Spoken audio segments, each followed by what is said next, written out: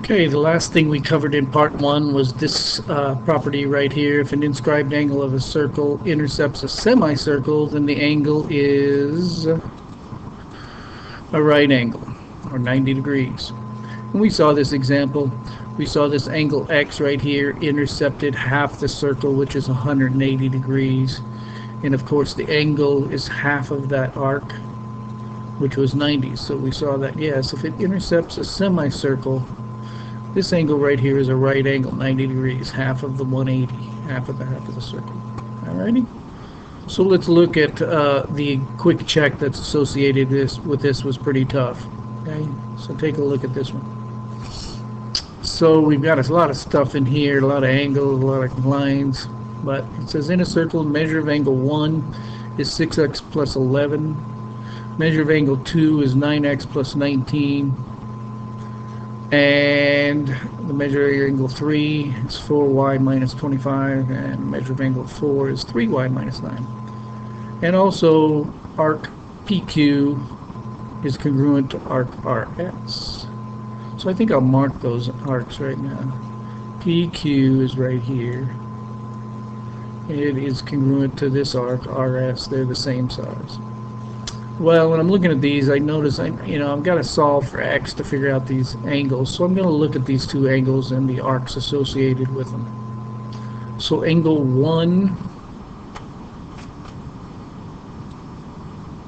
has the two sides right here. So its arc that's associated with is this arc ST. Angle 2 I'll mark in blue here. Let's see.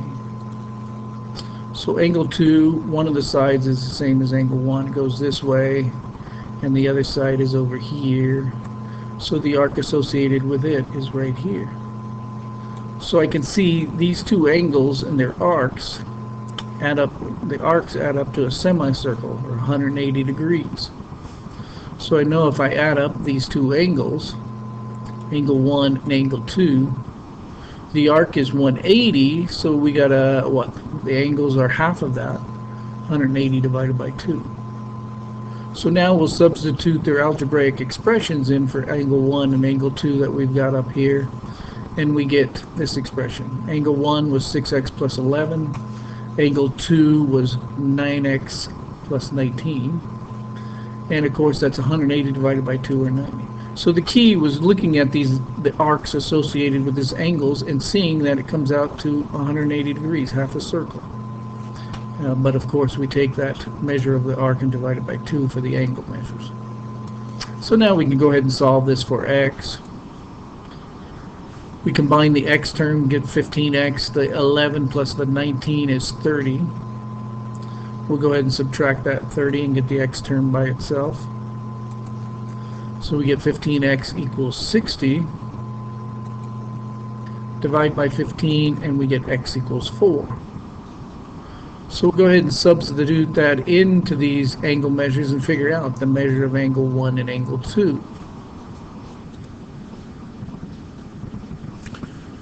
So back from where we started, we had measure of angle 1 equals 6x plus 11. So we substitute our 4 in for x, and we have 6 times 4 plus 11, which equals 35. So the measure of angle 1 is 35 degrees. The measure of angle 2 was 9x plus 19. So we take 9 times our x is 4 plus 19, which equals 55. And a double check, yes, they were supposed to add up to 90 degrees, and they do. Okay, now let's look at the next part and solve for y here.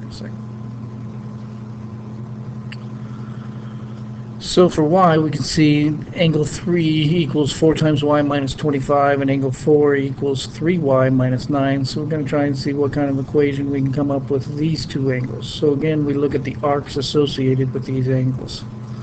So angle 3 here, I'll do in red, has this side and this side. Here's the angle right here, and the arc associated with it is arc PQ. Angle 4, the two sides are this one and this one in blue. Here's the angle 4. So the arc associated with it is arc RS. And we can see that PQ and RS, they told us were congruent. They're the same size. So that means these angles have to be the same size also. So since arc PQ and RS are equal, those angles associated with those arcs, angle 3 and 4, are equal. So we just set their variable expressions equal to them, each other. So now we know 4y minus 25, angle 3 here, equals angle 4, which is 3y minus 9, and we'll solve that for y. So first I'll get rid of these 3 y's, can't have y's on both sides. Subtract the 3y, and we end up with y minus 25 over here equals just the negative 9, the minus 9. Now we get rid of this minus 25 with plus 25, and we end up with y equals 16. Now we'll go ahead and solve for the measures of angles 3 and 4, now that we know what y is. So the measure of angle 3 is supposed to equal 4y minus 25. So we substitute our answer, y equals 16, in for y. So that's 4 times 16 minus 25, which equals 39, or 39 degrees. Now the measure of angle 4 should equal the measure of angle 3, should also be 39, since those arcs were congruent. But we'll go ahead and plug it in and see. So measure of angle 4 should equal 3 times y minus 9. Y was 16, so 3 times 16 minus 9, which does equal 39. So there was a tough problem. Again, it all comes down to looking at the angles and the arcs associated with them. You know, in the first part we had that the arcs were added up to 90 degrees. It was a semicircle, 180 divided by 2. In the second one we had the two angles going to congruent arcs, so the angles we knew were congruent, setting up the equations accordingly. Alright, our last property, it says if a quadrilateral is inscribed in a circle. Quadrilateral, a four-sided figure, inscribed in the circle means all their vertices touch the circle. Then its opposite angles are, well, we'll take a look at it. Opposite angles, well, we'll look at two opposite angles.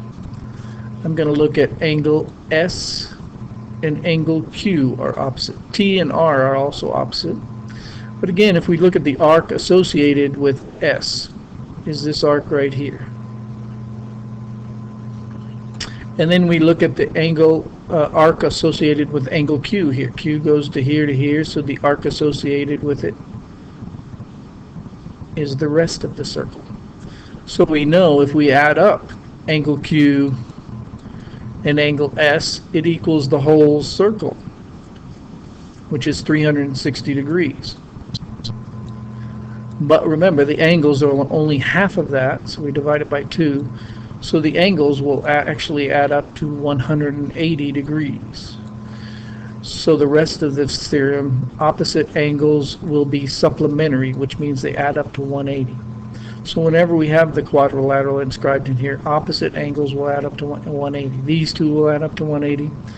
T and R are opposite each other, so they will add up to 180. So it makes our problem pretty simple. We know that the measure of Q and S will add up to 180 degrees. They're supplementary since they're opposite. S was 100 degrees, so now we subtract 100 from 180 and we get what's left over for angle Q, which is 80 degrees. We do the same thing with R and T, but we'll do it a little simpler right now. We know they're supposed to add up to 180. So we take 180 minus the one we know, which is 95, and we get what's left over for angle R, which is 85 degrees.